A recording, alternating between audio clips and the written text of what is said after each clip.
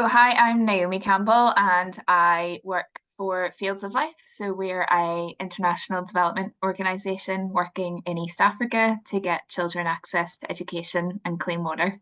And I think you and I met about 9 or so months ago when you came along and started the Major Gifts Mastery program.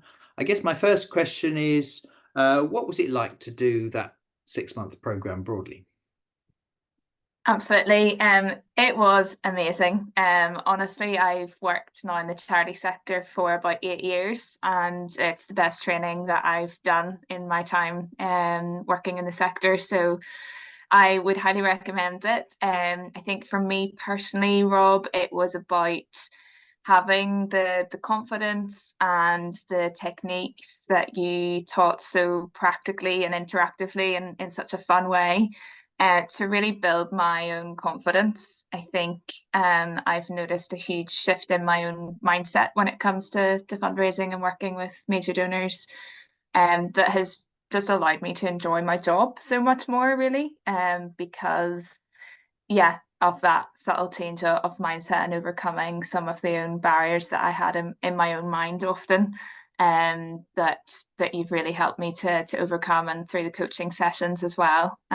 So yeah, really for me it's been about building confidence, having that peer-to-peer group as well, being able to meet fundraisers from other organizations doing a similar role for other wonderful causes. I think trust fundraising can feel quite lonely at times. So to have that camaraderie, that group of people who are just willing you well, that you can learn from each other, safe space to bounce ideas off each other, and then leave the room feeling more inspired, more determined, more encouraged to do the best job you can. I think tons of value in that for me. So Well, thank you, Naomi, and huge congratulations. It's one thing to do a course, it's another to really go back to your day job after whichever day of training or whichever coaching session and find ways to apply this stuff.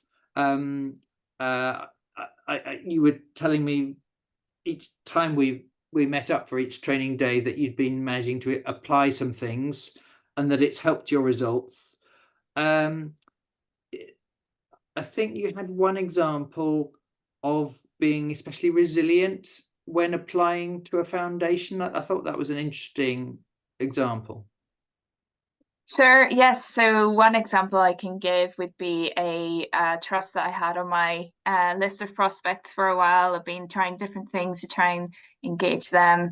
And I think it was just literally as I was leaving one of our days together, I thought I'm just going to send one more short, snappy email, which hadn't been my style before. It's probably a bit more long-winded, but that was the email that triggered a response from the trust. Now, initially, the response wasn't massively encouraging. It was a case of, we've had hundreds and hundreds of applications and we've only been able to give a few grants. So there's not a huge amount of chance of a successful outcome here. But I think because of the course and some of what we'd been covering that day in terms of getting meetings and the importance of just that opportunity to build rapport and tell a story or two, I didn't respond in the way that I might have previously, which would have been, oh, okay, no problem. We'll never speak again. But what my response in that moment was to just say, well, could we have a conversation anyway? I'd love to tell you a bit more about this thing because I think it might be interesting to you. And so I was able to get a conversation for the first time with that trust.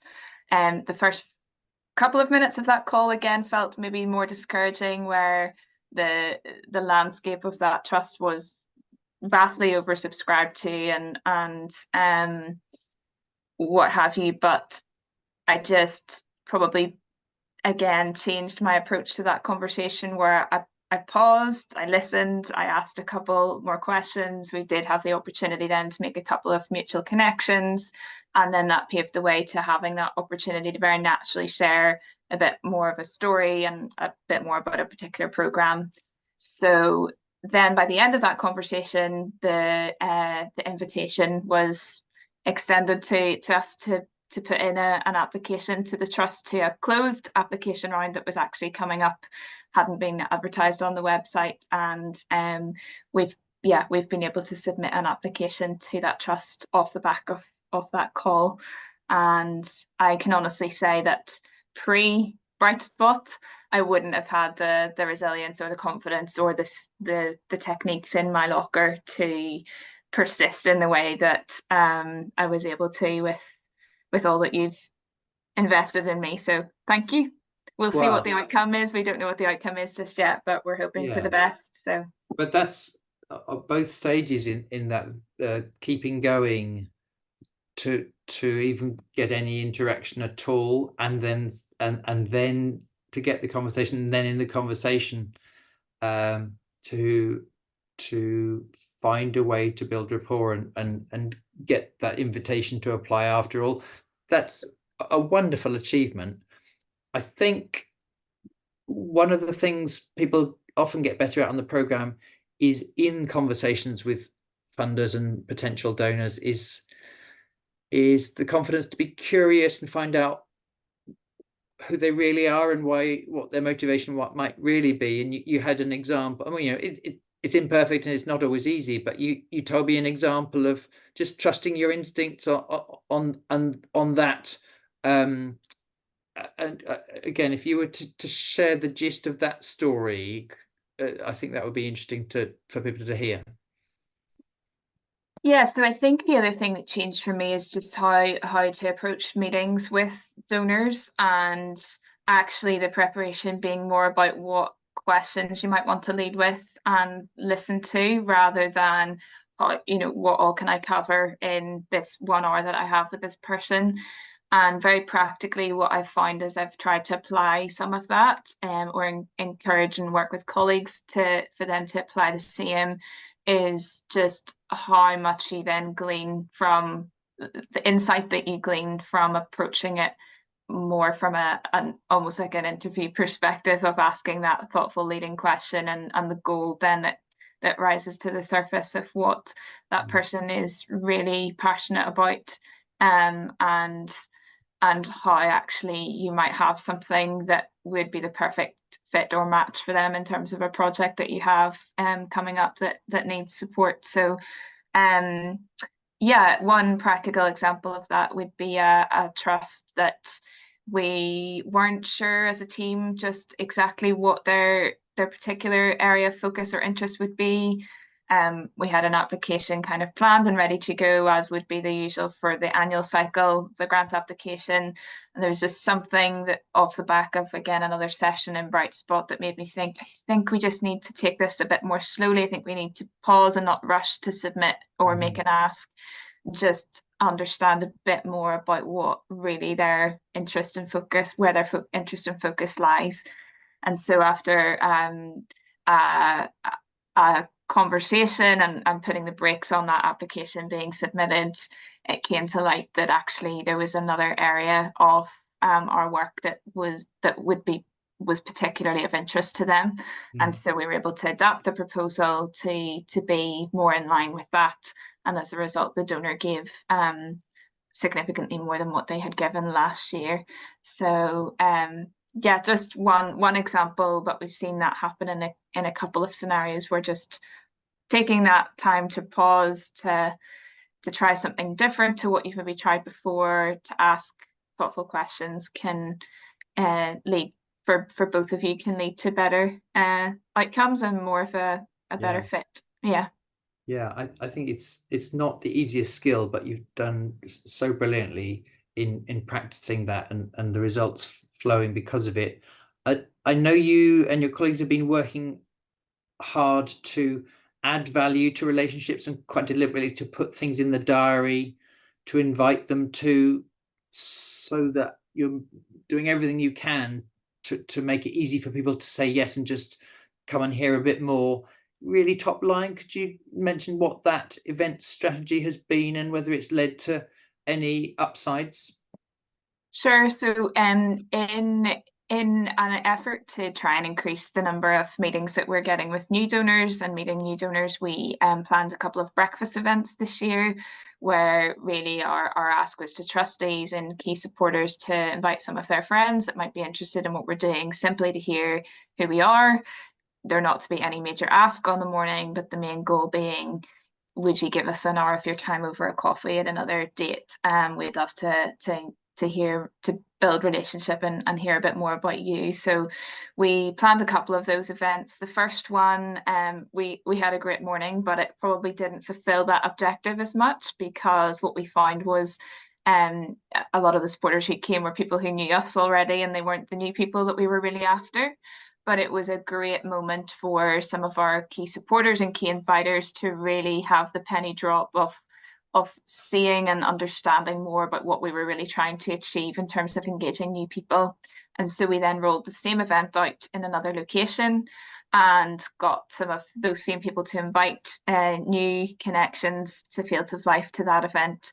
And what we found was that room was much more made up of the kind of people that we were looking to try and introduced to Fields of Life. And we had some new conversations with new people. We had a couple of gifts from new people to Fields of Life, and we are excited about the potential of some of those relationships that have been introduced to us through that event.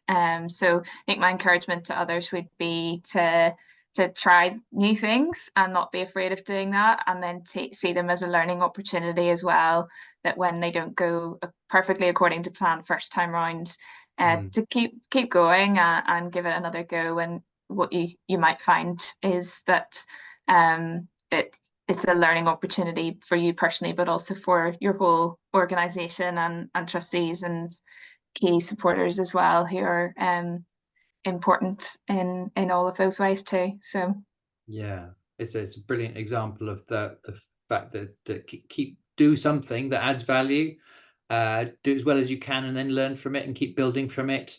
It is so valuable, and frankly not easy in a busy fundraisers calendar. So I know you've been working ever so hard. You were working hard long before you came on this program, but how are your fundraising results this year? yes, we've been really encouraged as a team. There are 3 or 4 of us working on our major gifts team at Fields of Life, and this year's been a really exciting year for us. We've seen about 10 new people engaging us at a major gift level and giving for the first time to Fields of Life, and we're excited to take them on that journey and continue partnering with them in the year ahead.